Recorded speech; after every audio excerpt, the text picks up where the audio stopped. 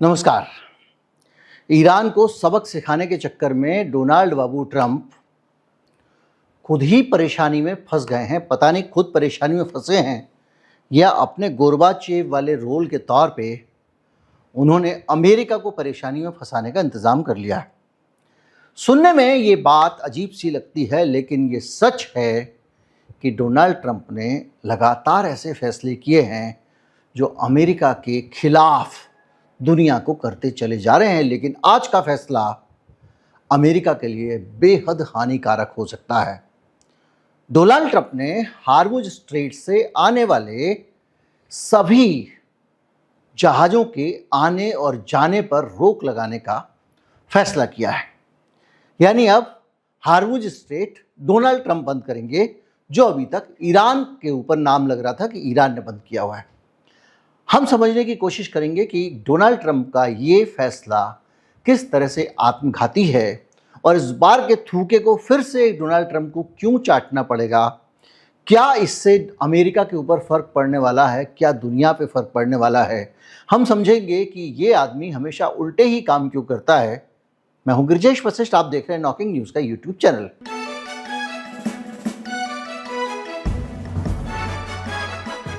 देखिए, आप दूसरा वीडियो देख लीजिएगा जो मैंने रात को 8 बजे पोस्ट किया है नॉकिंग न्यूज़ पे। किस तरह से अमेरिका हर तरफ से इस हार्मुज स्टेट के कारण परेशानी में पड़ गया है। अमेरिका के अंदर के हालात गड़बड़ हैं और वहाँ पर महंगाई, बेरोज़गारी बड़ी समस्या और यहाँ तक कि लोगों का अफोर्डेबिलिटी का बहुत बड़ा मसला आ गया है। अब लोग अपनी पसंद का खाने का सामान तक नहीं ले पा रहे हैं। 95 लाख रुपए महीने कमाने वाला भी अपना खर्चा पूरा नहीं कर पा रहा है। ये अमेरिका की हकीकत ये बताती है कि डोनाल्ड ट्रंप हर तरफ से अपने देश में घिरे हुए हैं। जनता नाराज है, अप्रूवल रेटिंग्स उनके खिलाफ जा रही हैं, उनकी ही पार्टी के लोग खिलाफ हैं और उनके खिलाफ कांग्रेस में अविश्वास प्रस्ताव लाने पे काम शुरू हो गया है। और ये जो सब हो रहा है इसके पीछे एकमात्र कारण है महंगाई। महंगाई पहले आई इनके सैंक्शंस के कारण, या कहें कि इनके रेसिप्रोकल टैरिफ के कारण, और अब आई है तेल की कमी के कारण, क्योंकि हर्मुज जलमरुमध्य मध्य से 20% तेल निकलता है। अब अमेरिका का दावा ये है, और लगातार अमेरिका एक भ्रम फैला रहा है, ठीक वैसे ही जैसे कि अमेरिका कहता रहा है कि ईरान परमाणु बम बना लेगा, उसको रोकना है इसलिए हम हमला कर रहे हैं। इसी तरह से वो ये दोहरा रहा है, एक झूठ को 100 बार दोहरा रहा है कि हर्मुज जलमरुमध्य बंद कर रखा है ईरान ने। वहाँ से जहाज बहुत कम जा रहे हैं, लेकिन क्यों जा रहे हैं इसको भी हम समझेंगे। लेकिन ईरान कह रहा है कि वो तो खुला हुआ है, हमारी तरफ से बंद नहीं है। तो जो खबरें आ रही हैं उसमें वो कह रहा है कि अब वेस्टर्न मीडिया कह रहा है कि वो पैसे दे के लोग निकल रहे हैं, कोई कुछ कह रहा है। पर अब डोनाल्ड ट्रंप कह रहा है कोई बात नहीं, तुम नहीं, अब हम बंद करेंगे। यानी अब हम किसी जहाज को ना आने देंगे ना जाने देंगे। लेकिन अभी तक जो खुला हुआ था ईरान के दावे के मुताबिक, तो क्या पूरा बंद कर देंगे? और पूरा बंद कर देंगे तो धरती पे क्या असर पड़ेगा उस पर हम जाएंगे। उससे पहले हम समझ लें कि इस रास्ते से अभी भी इस युद्ध के बीच में भी किसके टैंकर निकल रहे हैं। तो भारत के एलपीजी और तेल टैंकरों को अनुमति दी गई है और कई वहां से पार हो चुके हैं। चीन के बहुत सारे टैंकर पास हो चुके हैं और उसकी अनुमति उसको लगातार मिली रही है। रूस, उसको पासेस मिला क्योंकि वो सहयोगी श्रेणी में है। पाकिस्तान, उसको पासेस दिए गए, उसके टैंकर निकले हैं। टर्की के टैंकर निकले हैं, जापान के निकले हैं, इराक के निकले हैं, मलेशिया, थाईलैंड के निकले हैं, फिलीपींस के निकले हैं और यहाँ तक कि फ्रांस के भी अभी निकले हैं। यानी दुनिया भर के देशों के 15-20 देश तो हमने गिन लिया, उनके टैंकर वहाँ से बाकायदा पास हो रहे हैं। यानी वो बंद नहीं है। अब डोनाल्ड ट्रंप इसको बंद करेगा। क्यों? क्योंकि डोनाल्ड ट्रंप के अपने जो दोस्त हैं, इनके जो साथी हैं, उनके नहीं वो पास होने दे रहा है। जैसे यूएई, सऊदी अरेबिया, जैसे ओमान के तो खैर इधर से भी निकल आते हैं, हरमुज पार करने की जरूरत नहीं है उसको, लेकिन बहरीन है। तो इन सब के जो 7-8 देश कुल मिला के इतने हो रहे हैं, इजराइल भी इसमें शामिल है। तो इन लोगों के टैंकरों को उसने कहा हम नहीं जाने देंगे, उसमें अमेरिका के भी हैं। तो अब ये कह रहा है कि तुम हमारे नहीं जाने दोगे तो हम किसी के नहीं जाने देंगे। लेकिन ये बात कह नहीं रहा, ये कह रहा है कि तुम किसी के नहीं जाने दे रहे हो, अब हम देखते हैं तुम किसके निकलने दोगे। अब अमेरिका वहां पर जांच करेगा कि कौन सा जाके वहां से टैंकर पैसे दे के आया। इसका मतलब जानते हैं आप? इसका मतलब सीधे सीधे ये है कि कोई भी टैंकर वहां से निकलने में गया, भाड़ में जाओ, यहाँ पे यार तोप वोप लगा के खड़े हुए हैं, कब हमारा डुबो दें। छोटी मोटी चीज़ तो होती नहीं है, अरबों रुपए की चीज़ है। तो इस सिचुएशन में समस्या बढ़ गई है। बढ़ी क्या है इसका अंदाज़ा लगा लें। कल 2 भेज दिए थे इन्होंने, ईरान ने वहाँ से कहा मार देंगे, वापस चले जाओ। तो इनके सैनिक जहाज वापस आए हैं। कल ये कह रहे थे ना हमारे तो राउंड मार के आए हैं, अब उन्होंने वीडियो जारी कर दिया है चेतावनी देते हुए उनके वापस आते हुए। यानी डोनाल्ड ट्रंप झूठ बोल रहा था, ये बात भी पक्की हो गई। अब इतनी पूरी पंचायत के बीच में असल मसले पे तो हम खो ये गए कि डोनाल्ड ट्रंप जब वहां पर नाकेबंदी करेगा तो किस किस के ऊपर इसका असर पड़ेगा समझिए। पहले तो जो जिनके रास्ते बंद किए हुए थे पहले ईरान ने, यानी डोनाल्ड ट्रंप के दोस्त, अमेरिका के दोस्त, इजराइल, उनके अब वहां से टैंकर नहीं निकलेंगे। पहली चीज तो वो कहेंगे महाराज ये क्या कर दिया, आपको तो खुलवाने के लिए रखा था, आपने तो और बंद कर दिया। तो वो दुखी होंगे, वो पहले ही दुखी हैं इनके साथ रह के। मतलब अगर आप गुंडे के साथ घूमोगे तो पुलिस वाला भी कभी चपेट मार देता है, कभी आप भी ठुक जाते हो गलत आदमी के साथ, वही हो रहा है इन लोगों के साथ। खैर, तो अब भारत, चीन, रूस, Pakistan, Turkey, Japan, France, Iraq, Malaysia, Thailand, Philippines, इन सब देशों के जहाज वहां से जो आ रहे थे, अब आप इनके जहाज रोकोगे तो क्या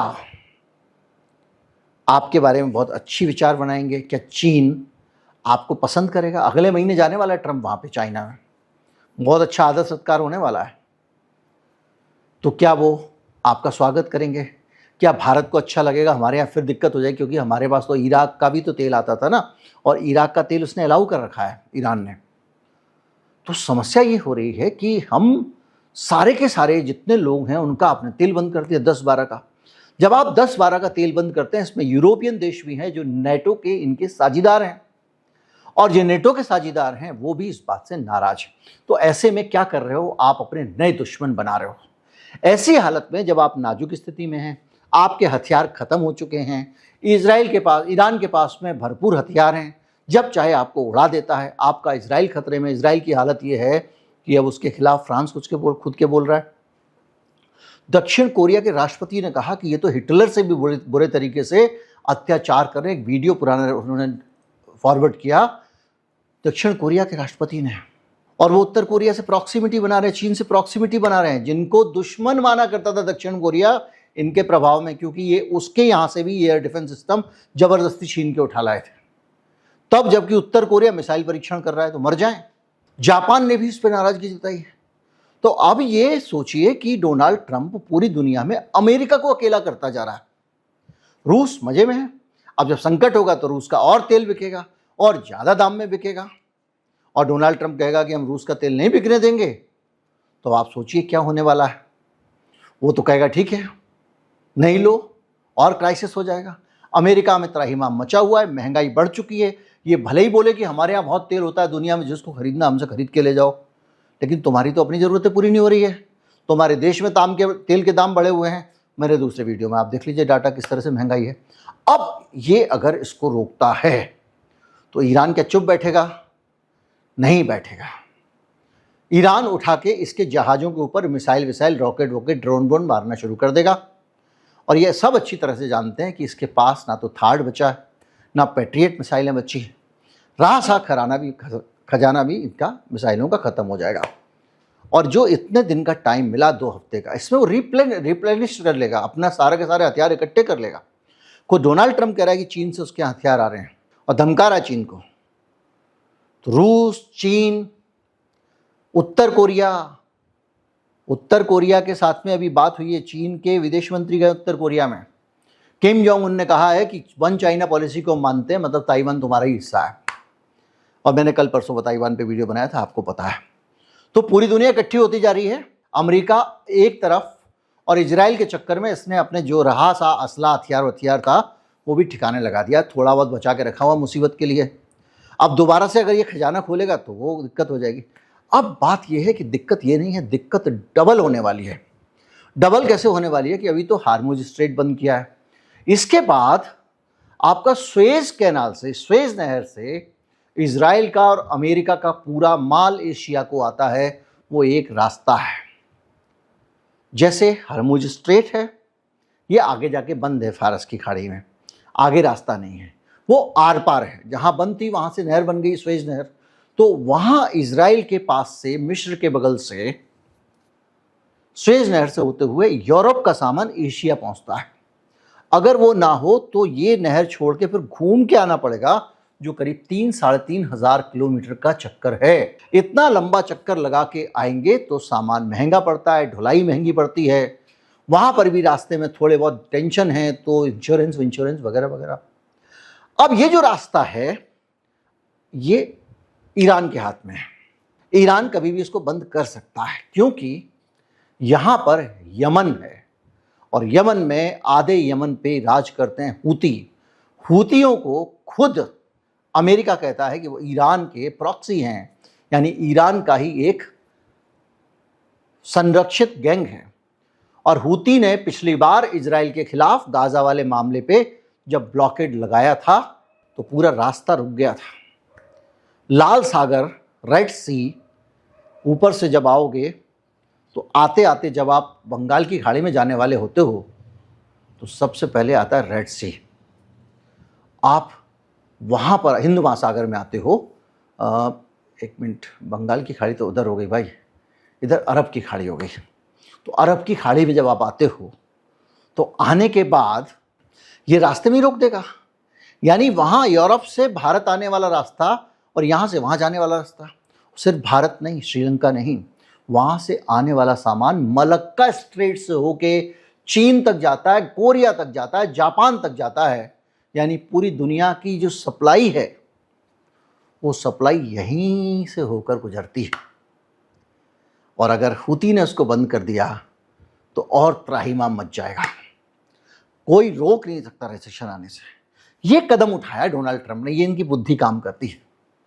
और बताऊं, जब आप इसको बंद करोगे और अफ्रीका वाला एक रास्ता बचेगा तो कुछ लोग, याद है वो ग्रीनलैंड वाला विवाद हुआ था, ग्रीनलैंड के ऊपर जाके अमेरिका के ऊपर जाके अलास्का पड़ता है, अलास्का से भी एक रास्ता है और रूस और चीन ने ये नीचे का चक्कर लगा के आने के बजाय उस रास्ते का इस्तेमाल करना शुरू किया। अलास्का वो जगह है जहां रूस और अमेरिका के बीच में बहुत कम जगह बचती है, बीच में बर्फीले पहाड़ हैं, बर्फीला समुंदर है।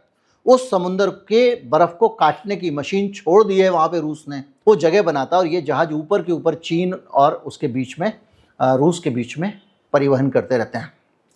अमेरिका नहीं चाहता कि वो बने, क्योंकि वहां बनेगा तो अमेरिका की सुरक्षा के लिए खतरा हो जाएगा। अब क्या होगा बाबू, आप जब ये पंगा लोगे, नीचे के दोनों रास्ते बंद हो जाएंगे, तो आपका वो जो ऊपर वाला रास्ता है उसका इस्तेमाल ज़्यादा होने लगेगा, जिसको आप रोकना चाहते हो। तो कुल मिला के निचोड़ क्या निकला? निचोड़ ये निकला कि एक गलती करके 10-15 मुल्कों के मन में कसक पैदा करना, और वो 10-15 मुल्क मिलके एक दबाव बनाएंगे कि इसको खुलना चाहिए। फ्रांस, बाकी लोग, ये सब संयुक्त राष्ट्र में चले जाएंगे भाई, कि समुद्र जो है वो सबका है, किसी एक का नहीं है। कोई समुद्र में अपना ऐसे लगा के नहीं बैठ सकता। ये सब करके आप क्या कर रहे हो? ईरान का कुछ नुकसान कर पा रहे हो? नहीं कर पा रहे हो। आप किसका नुकसान कर रहे हो? अमेरिका का कर रहे हो। छोटा मोटा नहीं, बड़ा नुकसान। यानी अमेरिका पूरी तरह से, जो अमेरिका की बादशाहत है दुनिया में, क्या रूस की मदद से चुनाव जीता हुआ आदमी उस बादशाहत को खत्म करके चैन लेगा? क्या ये रूस को मजबूत करने का एक और कदम हो गया? डोनाल्ड ट्रंप की हर हरकत या तो ईरान को मजबूत करती है, माफ कीजिए, चीन को मजबूत करती है, रूस को मजबूत करती है। जो जितना बड़ा अमेरिका का दुश्मन, ट्रंप की नीति से उसको उतना फायदा है ना। मजेदार बात। अब आप देखिए क्यूबा का सीन देखिए। अभी जो क्यूबा को इसने तेल पानी की और जो सप्लाई बंद की, उससे क्या हुआ? रूस वहां पर अपने जहाज लेके पहुंच गया। अब आपको लग रहा होगा तो हल्के में ना, क्यूबा स्ट्रेटजिकली बहुत महत्वपूर्ण है। क्यों? क्योंकि वो जगह है जहां सोवियत संघ ने अपनी परमाणु मिसाइलें लगा दी थी अमेरिका की तरफ निशाना करके, और वो रास्ता है जहां से सीधे अमेरिका को उड़ाए जाने का स्कोप है। वो एक पड़ोस का देश था जिसको ठीक ठाक रखते, जैसे हमारे यहाँ मालदीव है, तो सुरक्षा बनी रहती, उसको मित्र बना के रखते क्यूबा को। कब शीत युद्ध के ज़माने में वो सोवियत संघ के साथ था, उसके ऊपर तमाम सारे प्रतिबंध लगाए हुए मूर्खों की तरह। अरे उसको मित्र बनाते भाई, कम से कम सेफ रहते, आपका दुश्मन वहाँ नहीं पहुँचता। लेकिन इन्होंने उसको दुश्मन बना लिया और रूस की पहुँच फिर से बन गई, यानी रूस अब वहाँ क्यूबा तक पहुँच गया। और सबसे बड़ी बात कि जो पूरी की पूरी रणनीति थी इनकी, स्कैंडिनेविया की, अंटार्कटिका की, जिस सब पे खेलते थे ये, एक वेनेजुएला को कब्जा करने के बाद वो सब छोड़ छाड़ के ट्रंप लग गए ईरान में। और ईरान में भी इस आदमी को बाहुबल पे बहुत भरोसा है, WWE वगैरह खेल चुका है ना, तो ये समझता है मैं डरा लूंगा लोगों को।